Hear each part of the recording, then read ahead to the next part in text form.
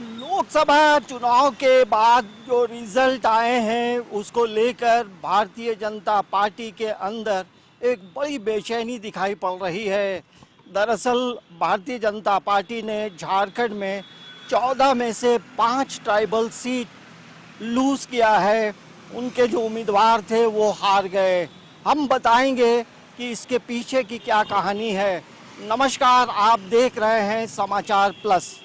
देखिए, भारतीय जनता पार्टी, यदि झारखंड की हम बात करेंगे तो बीजेपी के प्रदेश अध्यक्ष बाबूलाल मरांडी को बनाया गया और उन्हें ये जिम्मेदारी दी गई कि चुनाव को लेकर, लोकसभा चुनाव को लेकर पार्टी ने उन पे भरोसा किया।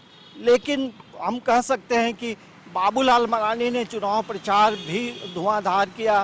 काफ़ी संख्या में उन्होंने जनसभाएं की, लेकिन जो रिजल्ट आए हैं, अब केंद्रीय जो आला कमान है अब इन चीज़ों को लेकर जरूर मंथन करेगी कि आखिर ऐसा क्यों हुआ है।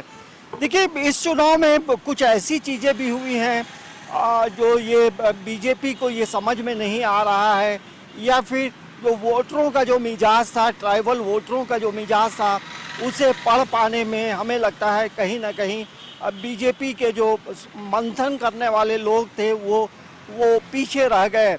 बीजेपी के एसटी मोर्चा के राष्ट्रीय अध्यक्ष समीर उरांव लोहरदगा से चुनाव हार गए।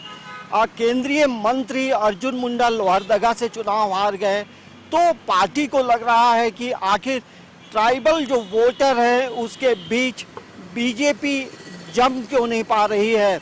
और आने वाले समय में विधानसभा के चुनाव हैं, लेकिन जब विधानसभा की बात हुई है तो उसमें एक महत्वपूर्ण बात ये भी बताना जरूरी है कि 2019 के जो विधानसभा के चुनाव हुए थे उसमें भारतीय जनता पार्टी को 28 ट्राइबल सीटों में मात्र 2 सीटों पे विजय मिली थी।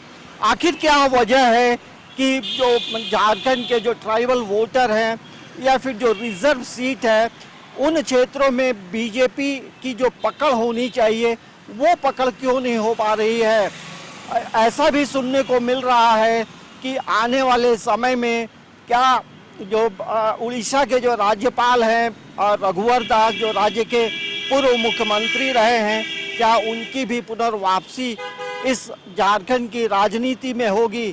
तो कई ऐसे सवाल हैं जिसका जवाब बीजेपी के आला कमान ढूंढ रहे हैं। समाचार प्लस के लिए कैमरामैन प्रशांत मित्रा के साथ अंजनी कुमार, रांची।